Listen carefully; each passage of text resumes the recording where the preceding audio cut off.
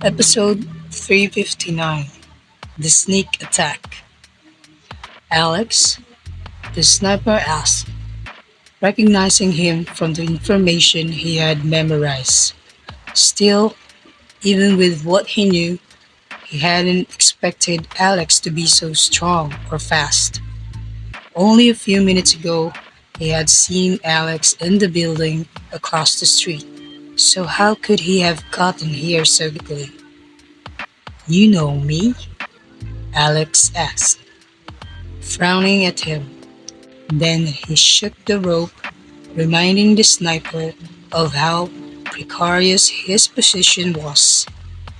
If Alex let go, the sniper would fall. Do you expect me to beg for mercy? The sniper asked. He smiled and let go of the rope.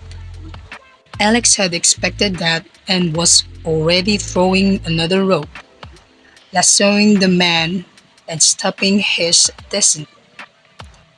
Then he pulled on the rope again, steadily dragging the man back up. The man struggled desperately, but the more he fought, the tighter the rope became, and he couldn't get free. He had been well and truly caught. Let go, he yelled. Drop the rope. You don't get to take the easy way out, Alex said, yanking hard on the rope and sending the sniper spilling onto the roof.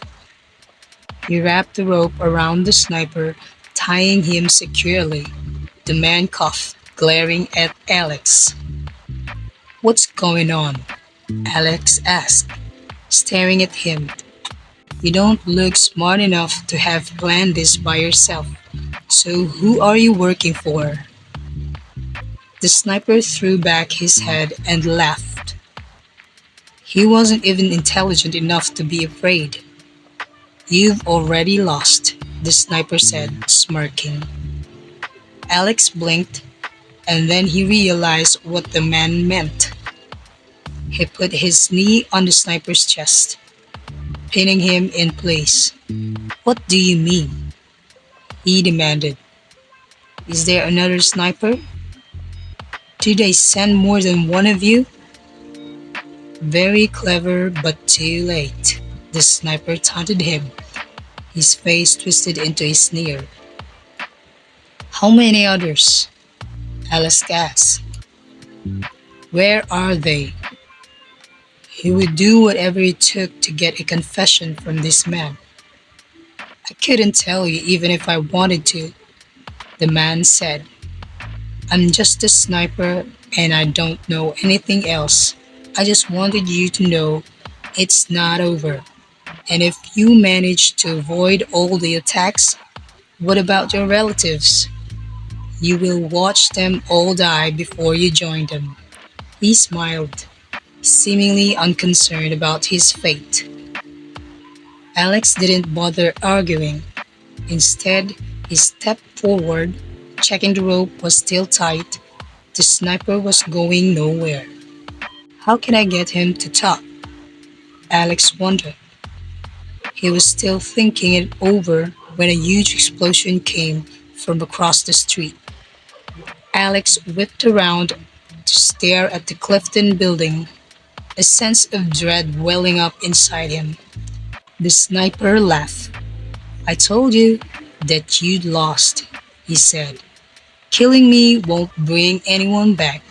Jesse Clifton is already dead, and he won't be the last. We'll pick off your family one by one, and there's nothing you can do about it. Alex couldn't figure out what was wrong with the man, that he cared so little about others. Worried about the safety of the Clifton family, he turned back to the sniper and asked, Do you think this is funny? He grabbed the man and hauled him partially upright. Wrapping his arms around the sniper's neck, he pulled tighter, choking him. The sniper struggled, but he was still bound too tightly, and he couldn't get away. His arms were restrained, and he could do nothing to break Alex's hold. Alex choked him into unconsciousness and left him there. All the staff members had left the building, which had been crawling with police searching for suspicious items. When Alex had ran after the sniper, Jessup's bodyguards had snapped into action, taking Jessup to a secure location and locking it down. A man wearing a police uniform had rushed at them, and one of the bodyguards had blocked him.